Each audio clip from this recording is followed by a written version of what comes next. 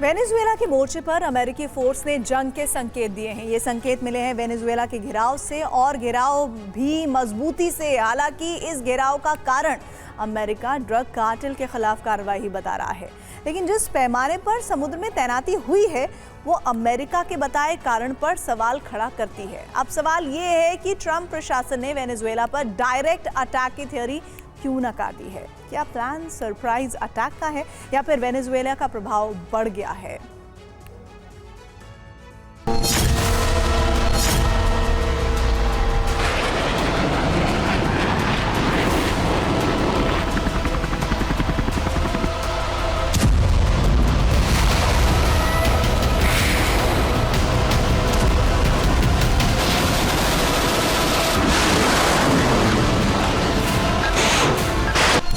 Super power America का मुख्य सैन्य ऑपरेशनल कमांड केंद्र पेंटागन।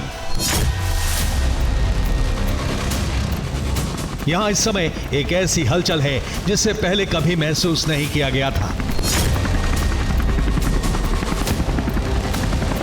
यह हलचल ऐसी है जो ना तो यूरोप के मोर्चे पर, ना अरब के मोर्चे पर और ना ही एशिया के मोर्चे पर अमेरिका के दखल के समय कभी महसूस की गई।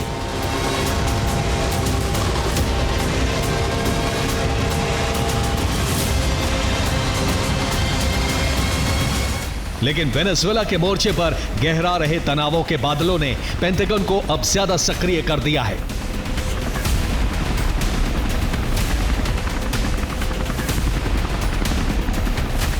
और यही सक्रियता बता रही है कि वेनेजुएला पर अगले 24 घंटे में अचानक हमला हो सकता है।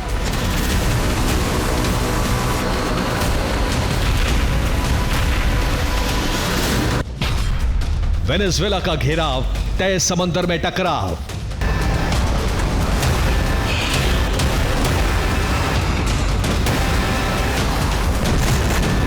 यह आशंका नहीं बल्कि एक खुफिया जानकारी है जो पेंटागन से लीक हुई है, जिसमें कहा गया है कि ट्रंप प्रशासन ने वेनेजुएला के अंदर मिलिट्री साइट्स पर हमले का प्लान बना लिया है और ये हमले अगले 24 घंटे में किसी भी समय हो सकते हैं, जिसकी पुष्टि समंदर में बढ़ी गतिविधि ने भी कर दी है। ये अमेरिकी स्पेशल फोर्स का मदरशिप एमवी ओशन ट्रेडर है जो कैरिबियन सागर में वेनेजुएला की तरफ बढ़ रहा है। और ये हलचल घातक इसलिए है क्योंकि ये अमेरिका का एक तरह का फ्लोटिंग बेस है जिसमें हेलीपोर्ट और ऑप्स हब सक्रिय है। इसके अलावा वेनेजुएला के हवाई क्षेत्र में करीब 2 B-1 लांसर और दूसरे घातक प्लेन भी उड़ान भर रहे हैं, जो बताता है कि अब हमला सरप्राइज होगा।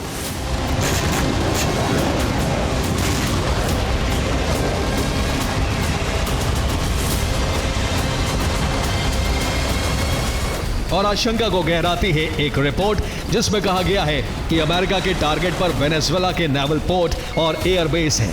और रिपोर्ट की पुष्टि करती है अमेरिका की एक और तैयारी।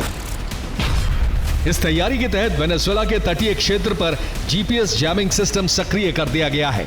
वहीं वेनेजुएला के समुद्री एक्शन पर निगरानी भी बढ़ा दी गई है। अब अगर अमेरिका वेनेजुएला पर हमला करता है तो इसके पीछे मकसद क्या होगा, इसके बारे में भी हम आपको आगे बताएंगे। लेकिन पहले जंग की आशंका बढ़ाने वाला घेराव समझ लीजिए। अमेरिकी नौसेना ने कैरेबियन सागर में यूएसएस ग्रेवली, यूएसएस जैसन डनहम, यूएसएस सैमसन और एक परमाणु ऊर्जा से चलने वाली पनडुब्बी तैनात कर दी है। इनके अलावा एम्फीबियस रेडी ग्रुप भी सक्रिय कर दिया है, जिसके यूएसएस लॉर्ड जिमा, यूएसएस सैन एंटोनियो और USS Fort Lauderdale marine unit और हेलीकॉप्टर फोर्स के साथ तैनात कर दिए हैं। वहीं अमेरिका ने लॉजिस्टिक्स हब के रूप में प्यूर्टो रिको बेस को भी एक्टिव किया है, जहां F-35 वॉर रेडी है।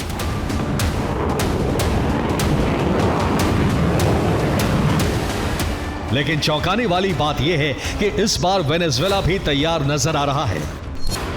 यह सिर्फ बयान नहीं है बल्कि वेनेजुएला को बढ़ी ताकत का ऐलान है, जो बताता है कि भले ही यूएस की सक्रियता बढ़ गई हो, लेकिन वेनेजुएला डरेगा नहीं, अपनी स्वायत्तता के लिए लड़ेगा।